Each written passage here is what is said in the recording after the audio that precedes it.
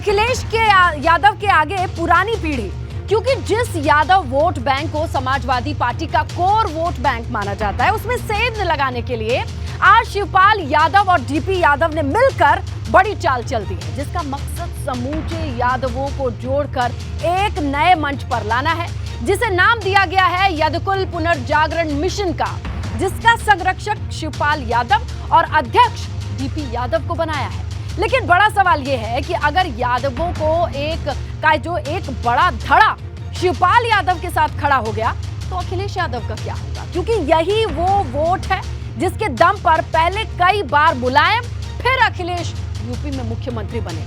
लेकिन अखिलेश यादव की चुनौती सिर्फ इतनी नहीं है, बीजेपी भी लगातार यादव के एक धड़े को अपने पाले में लाने में लगी हुई है। ये रिपोर्ट देखिए और समझिए 10% यादव क्यों यूपी में इतने महत्वपूर्ण हैं।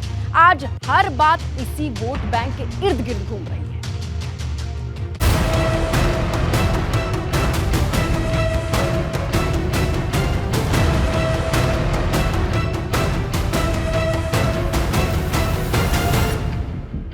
अखिलेश के खिलाफ शिवपाल की हुंकार, 24 के यदुकुल पुनर्जागरण तैयार।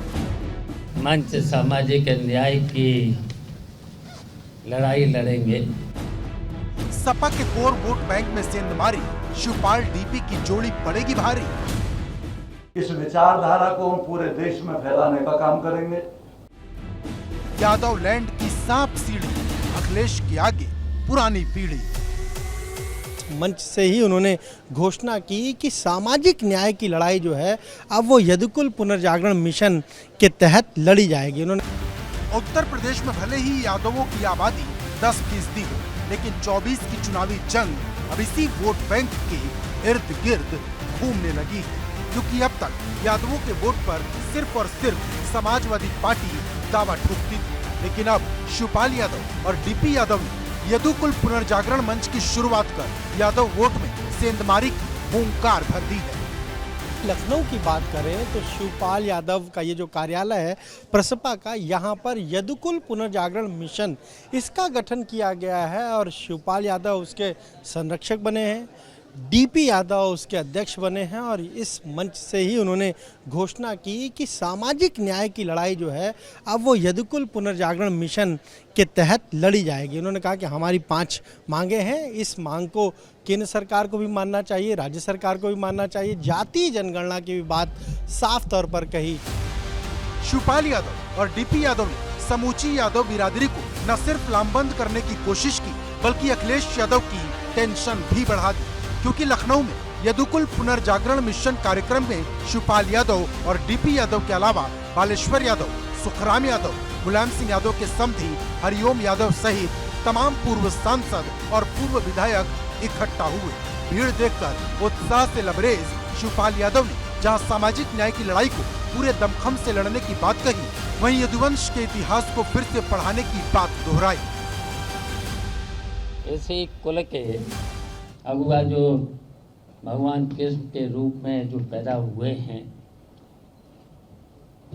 इन्होंने जो हमेशा सामाजिक न्याय की लड़ाई लड़ी है, उसी लड़ाई को लड़ने के लिए आज समाज में बहुत से ऐसे लोग हैं, और यहाँ तक कि आज किसान से लेकर के यहाँ तक कि व्यापारी भी, अंगड़े पिछड़े सभी बहुत परेशानी में हैं। इन योद्धाओं का हम अपनी तरफ से और हमारे आवाज़ पर जो इकट्ठे हुए हैं, तो ये सभी लोग इस मिशन को आगे बढ़ाएंगे। मतलब एकदम सीधा था। यादव वोट के जरिए शिवपाल यादव और डीपी यादव न सिर्फ यूपी बल्कि पूरे देश के यादवों को एकजुट करने की कोशिश में है, और इसे इस बात से समझा जा सकता है कि इस मिशन की शुरुआत जहां सामाजिक न्याय की लड़ाई लड़ने वाले ललई सिंह यादव के जन्मदिन पर की गई, वहीं इस मिशन का मकसद जातीय जनगणना कराना, अहिर रेजिमेंट बनाना, सरकारी नौकरी या फिर 8,000 रुपए महीने भत्ते की मांग उठाना, किसानों को न्यूनतम समर्थन मूल्य की गारंटी देने समेत कुल 10 मांग शामिल है। यदुकुल पुनर्जागरण मंच पुनर्जागरण मिशन जो आज यहाँ पर इकट्ठा हुआ है, तो ये मंच सामाजिक न्याय की लड़ाई लड़ेंगे। कई जगह ये गलतफहमी यदकुल शब्द से हो जाती है कि ये कहीं पर्टिकुलर किसी एक ही जाति का संगठन तो नहीं है। समाज में फैले अन्याय के खिलाफ आवाज लगाई है और तमाम उन वंचित और अभाव से भरी हुई जिंदगी को जीने वाले लोगों को बगैर किसी वैचारिक मतभेदों के एक मजबूत संगठन के रूप में पूरे प्रदेश में ही नहीं, इस विचारधारा को हम पूरे देश में फैलाने का काम करेंगे। शिवपाल यादव भले ही इसे सामाजिक लड़ाई के लिए बनाए गए संगठन का नाम दे रहे, लेकिन उनके ही बयानों से साफ जाहिर होता है कि इस आयोजन का मकसद 24 को ध्यान में रखते हुए यादव वोटर्स की गोलबंदी करना है, क्योंकि यादव वोटों के सहारे शिवपाल जहां दोबारा से अपनी सियासत को जिंदा करना चाहते हैं, तो पूर्व सांसद डीपी यादव भी अपना सियासी वर्चस्व फिर से स्थापित करना चाहते हैं। दरअसल 90 के दशक में मुलायम सिंह यादव ने यादव वोट को सपा के ध्वज तले न सिर्फ एकजुट किया, बल्कि वो कई बार सूबे की सत्ता पर विराजमान भी होते रहे। बाद में अखिलेश यादव भी इसी फॉर्मूले को लेकर मुख्यमंत्री बने, लेकिन वक्त बदला और नई पीढ़ी राजनीति में आई तो सियासत भी बदल गई। शिवपाल यादव ने अपनी अलग पार्टी बनाई तो डीपी यादव पहले से ही राष्ट्रीय परिवर्तन दल बनाकर अपने सियासी वजूद की लड़ाई लड़ रहे। वहीं सपा की कमान अखिलेश यादव के हाथों में आने के बाद मुलायम सिंह यादव का सियासी प्रभाव कम हुआ तो उनके तमाम यादव साथी पार्टी से अलग थलग हो गए।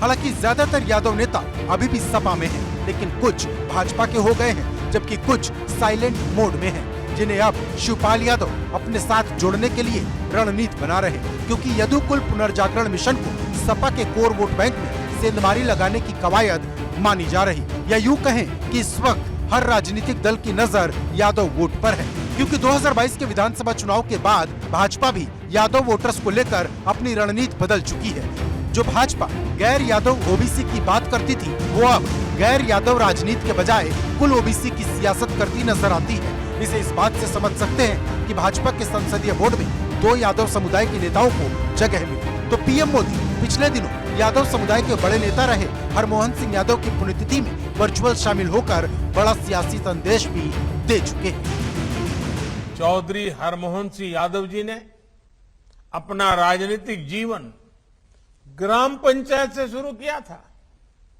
उन्होंने ग्राम सभा से राज्यसभा तक का सफर तय किया।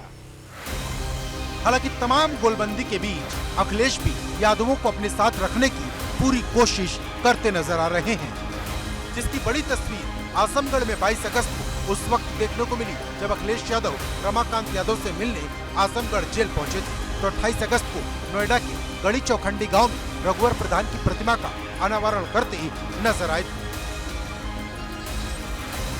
मतलब यादव समुदाय को नाराजगी का कोई मौका अखिलेश नहीं देना चाहते, लेकिन बड़ा सवाल यह है कि क्या अखिलेश अपने चाचा शिवपाल और डीपी यादव की काट खोज पाएंगे, क्योंकि यादव और मुस्लिम सपा की साइकिल के 2 पहिए हैं।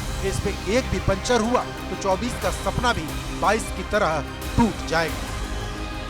Bureau report ABP Ganga.